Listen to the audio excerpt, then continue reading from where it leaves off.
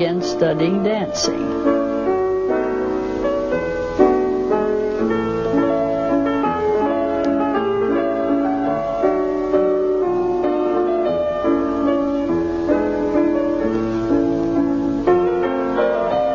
One summer, I went to New York with my dancing teacher, Charlotte Whedon.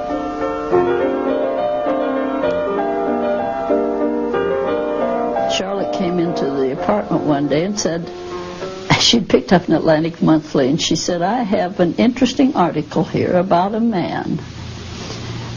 Would you like to read it? I said, well, certainly I would. It was called The Philosopher's Stone, and it was about a man by the name F. Matthias Alexander.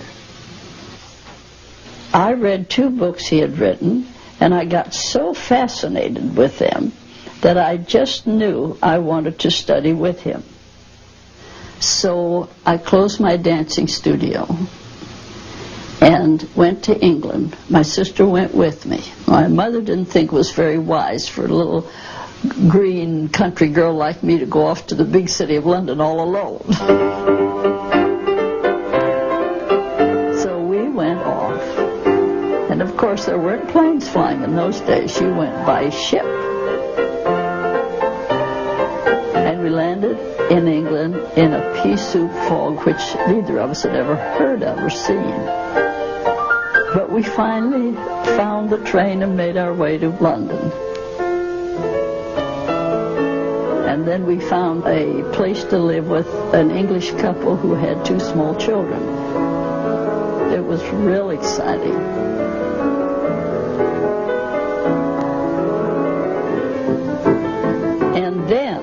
I met Mr. Alexander. I found him to be a charming English gentleman.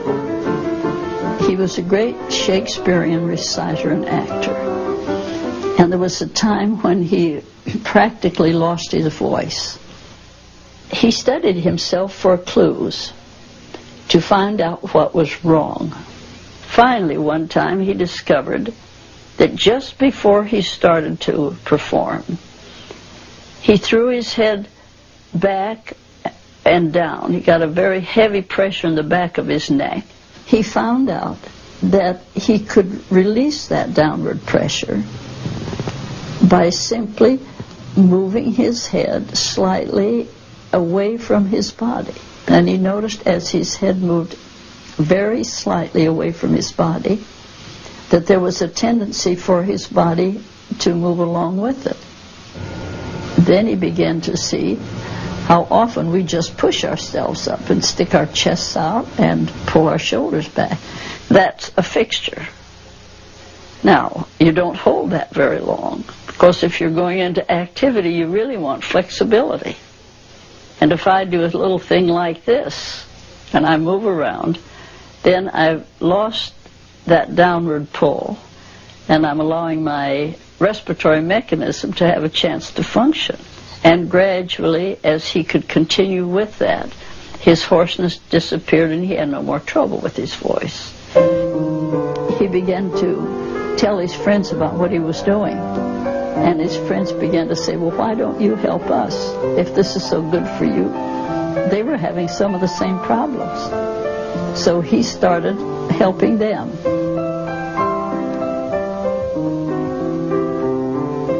Word spread, and soon people were coming from all over the world to study with him. He worked with John Dewey, George Bernard Shaw. Aldous Huxley even made Alexander into a character in one of his novels. I was the first person to finish Alexander's first teacher's training course. When I left England, I knew I had learned a great deal about his discovery.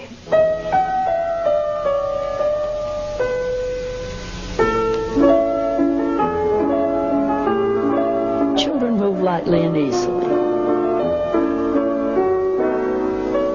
If you learn to watch, you will notice that their little heads always start any movement they make. And you see, we have interfered with that. Alexander's discovery gives us back our natural, much more of our natural ease and flexibility of movement.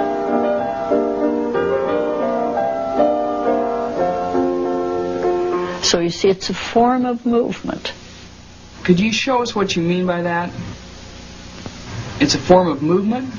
Could you demonstrate it for us? Oh. You don't try to find Yes. a book and describe what you Most people, in picking up a book, if you'd watch them, they'd come down this way to pick up the book. Now, look what they've done. See how they pulled their body down?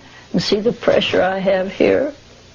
Now, they don't feel that because they've grown up doing that for a long time.